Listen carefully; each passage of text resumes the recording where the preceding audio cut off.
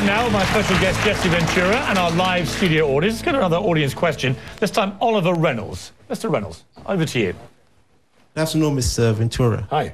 My question to you is, as a former Navy SEAL, do you agree or disagree with the recent release book by the 6-member SEAL team and the objections of the Pentagon? I don't have a problem with it. The op was over a year ago, and I feel I have a right to know what went on because our entire military is paid by my tax dollars, and I believe I have every right to know what they spend my tax dollars on. And I also would like to hear from boots on the ground. I don't want to hear from the media what happened in the op.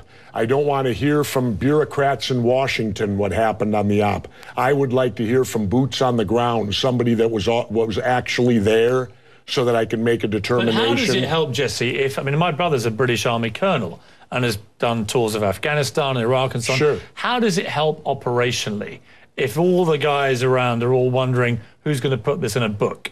I mean, surely they all sign up, don't they, to not write about their experiences? Well, he's out now. He's a civilian now. And I just, you know, to me, he has the First Amendment rights, or he should have them.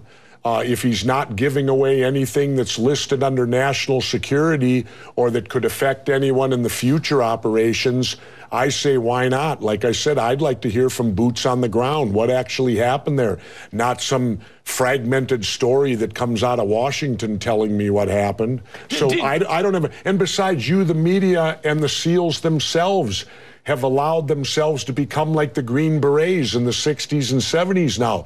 I don't like the fact that you even know we exist, because back in the 60s and 70s, nobody even knew who we were. Well, that's out of the bag now. Hollywood's made plenty of films. You've had my friend Dick Marcinko, who created SEAL Team 6. He's written a half a dozen books. So if the creator of SEAL Team 6 can write books about what they do, what the heck? If he doesn't put in jeopardy anyone, why is our government so up in arms about that he does this? What we're all agreed on is that the death of Osama bin Laden was a good thing. But be honest, is America any safer now than it was when he was killed? Or from all we're seeing now in the Middle East, all the uprisings, all the kind of reverse Arab Spring, if you like, are you concerned that it may be a hornet's nest is getting out of control? No, because I think that lots of times these uprisings are orchestrated. I believe in the works of Colonel L. Fletcher Prouty when he said, nothing just happens, everything is planned. I truly believe that. And so these uprisings that are happening right now, we don't know really who's behind them. They could be our own CIA helping to do it. Right, well, who knows? But did we know who we were backing? I mean, that's one of the key questions. Backing at what? Well, in Libya, in Egypt. I have no idea. All these countries. When you oppose a Mubarak or a Gaddafi or so on, did we really know who these rebels were? And are we now perhaps seeing the results of not knowing too well who they are? We're here wanting to give democracy to people who have lived, in my opinion, in the Stone Age. I think the bigger question to ask is, here we go, another religious war. Because most every war that happens on this planet is due to the fact of religion. One religion doesn't like the way another religion worships God, so we're going to kill you. I love religion, you know, and I say that sarcastically. Hang on, I thought and I say that because I've openly admitted I'm an atheist. I thought you said earlier that all wars were about, you know, oil and corporations. They are, but they're all religious-based, too. So they're all about religion and oil and corporations? Could be, and occasionally getting rid of the Nazis. Yeah. So my point is that the wars can be over many things. The Nazis was religious too. Look what they did to the Jews. So that brought religion in. Vietnam was religious because Diem, our puppet president, and our country brought 100 Christian Vietnamese down to the south to be the government. Well, the southern Vietnamese didn't like these religious characters from up north, so they then became the Viet Cong. So all wars, pretty much in my lifetime, have had some religious basis, but certainly Big business gets in there because wars are very profitable to certain big businesses. And of course, big business needs to be in the Middle East so that we can get the oil out of the Middle East, so we can get the lithium out of Afghanistan. You know, they discovered a vein of lithium there, they say is worth $1 trillion. Well, what is lithium used for? Every cell phone, computer, and soon to be electric cars. Let's talk about why we're really there. We're not there. How does any of these wars affect our freedom in any way? The United States is not in any threat. They're not going to do a Normandy invasion on us, Al-Qaeda in Virginia. Yeah, but hang on, you're being slightly naive, aren't you? Because I'm not being naive, sir. I think you are being naive. No. Because I think that it's clear one of the main reasons that America went into Afghanistan was to try and get Al-Qaeda dismantled, the organization which committed the 9/11 atrocity. Really? Well, you don't think so? Well, how come Al-Qaeda put the heroin business out? They took all the poppy growers and stopped the production of heroin. What would you have done? Wait, now how much of that illegal heroin was propping up the international banks with laundered money, and when it dried up, the first recession happened? Well, now that we're back in there, we aligned with the poppy growers, and the heroin business is back up full swing again.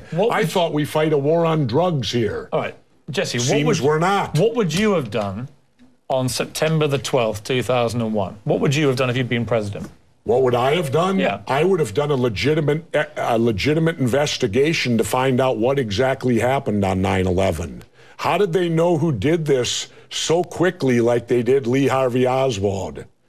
How quick they knew Lee Harvey Oswald killed Kennedy. Because the people who did it were identified and we knew who they were. Well, then why couldn't we have stopped them beforehand if they were identified and we knew who they were? It was a failure of intelligence. Everyone's accepted No, it that. wasn't. We knew before with Condoleezza Rice's memo on August 6th when it stated right in the memo, bin Laden to steal planes and run them into buildings. And more stuff is coming out now also, how much the Bush administration ignored the intelligence. It was almost like they ignored it because they wanted it to happen. Oh, come off it, Jesse. No, not oh, come off it. Wait a minute. Every war fought starts with a false flag operation. You can't, in all seriousness, sit there and try and make out anybody in the Bush let me ask you this, Piers. Wait a minute. Let me ask you something. How much studying have you actually done of 9/11 other than what the government's told you and what mainstream media has told you? I've been studying it 4 years. I was editor of a national newspaper. I've talked to people. Wait a minute. In depth every day for 5-6 months. Really? So I know a lot about it. Well, one thing I do know is, let me ask you this then. You cannot say that any member of the Bush administration knew it was going to happen or wanted it to happen. It's a ridiculous thing to say. Ridiculous. Okay, let's talk about your BBC. I have a tape of a BBC reporter broadcasting directly back to England talking about a third building has collapsed. World Trade Center Building 7 talks for 7 minutes. All the while she's talking, World Trade Center Building 7 is still standing right behind her. It didn't fall for another half hour, yet they were doing a pre-broadcast back to England that, yes, it's true, you need to that this building fell and it hadn't fallen yet. If you're trying to make out the British Broadcasting Company, one of the most respected news organisations in the world, was inventing huge buildings falling over, you need to have a break, Jesse. We'll come back after the break and we'll talk about Israel and Iran. Are you kidding me? This is a fact, my friend.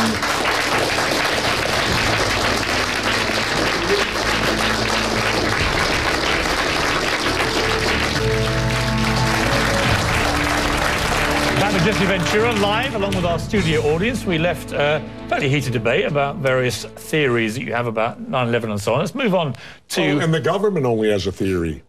Right, well, the government has No, this is a theory. Their theory is 19 Islamic radicals armed with box cutters defeated our multi-billion-dollar air defense system, all while conspiring with a bearded guy in a cave in Afghanistan. That is exactly what happened. That's their theory. No, that's not a theory, it's a fact. That's their theory. No, Jesse, that's a fact. That's what happened. Really? Yes, I'm sorry to kill your conspiracy theories, but that is what happened. Then why haven't anyone been brought up for trial?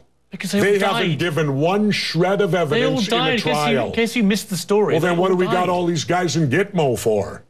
And we got the supposed confessor to it, who they waterboarded 180 times to get the confession. Got news for you, Piers. If they waterboarded you 180 times, you'd confess to it. You see, now you're missing the point. On that very point, I don't agree with Guantanamo Bay. I didn't agree with the waterboarding, personally. But let's move on. Let's move on to Iran and Israel. If you were the American president, with all the jungle drums beating now about Iran, would you take any military action? Well, first, let me state that Iran has to do this. Because if you notice, the United States doesn't mess with any country that's got nuclear capabilities. They only mess with countries that don't. So all countries that don't have it strive to get it because it's a safety mechanism to have it. So of course Iran's going to try to get the stuff. Should they be allowed to have them? Should they be allowed to? I don't know. Well, yes or no? I don't know. Come on, you're a man of opinions. No, I don't. You may be running for office. You're entitled to know what you think. Not right now, you don't. I need to study it more. How very I need convenient. To look. Yes, it is very convenient. So you know about everything that happened before 9/11, but right now when you have Iran potentially nuking itself up, you don't have an opinion. Well, let's leave that up to the nuclear inspectors that go in there. They will tell us whether they're nuking it up before you decide to bomb them. I didn't decide to bomb anybody. No, but you seem to be very favorable. You're trying to put words into my mouth all the time, which is it's not a very good technique when you're debating with somebody. Just stick to facts. How many political offices have you held?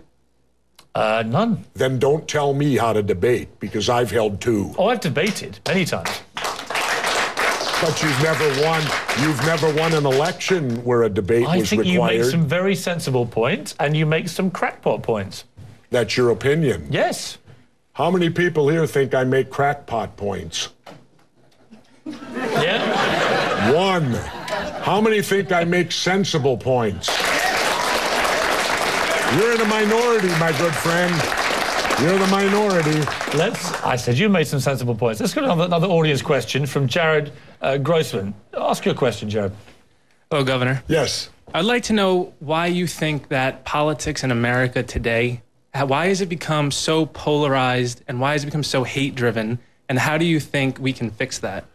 Well, politics in America, the major problem is the Democrats and Republicans, as I explain in my book, Democrats and Republicans, No More Gangs in Government, they've created a system based completely on bribery.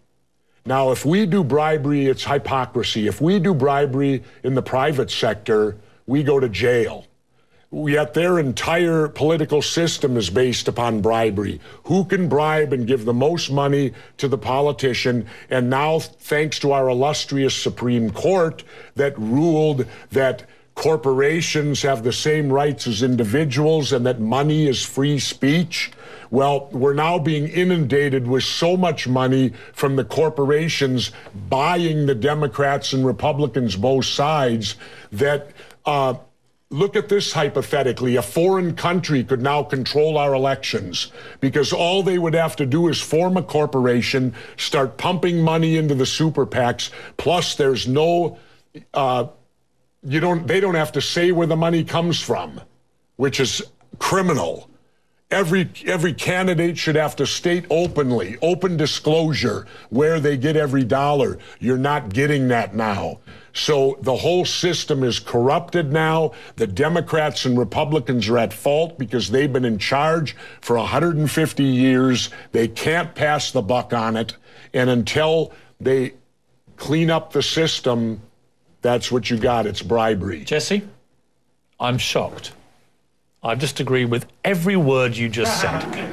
No, you just want to get the crowd back on your side. Not at all. Not at all. As I said to you, I agree. I'm teasing you. I agreed with every word. I think the whole super PAC thing is completely out of control. And you're right. In the end, China right now could finance a run for the presidential election with one of their sponsored people from one of their companies. It's completely ridiculous. I think that this ruling could be the downfall of our country. And the only way we can stop it is to amend the Constitution. Yeah, That's the only way you can overrule the Supreme Court, and we need to do that. Let's take a break, Jesse. Okay. We'll come back and talk about Clint Eastwood, the empty chair, and gun control.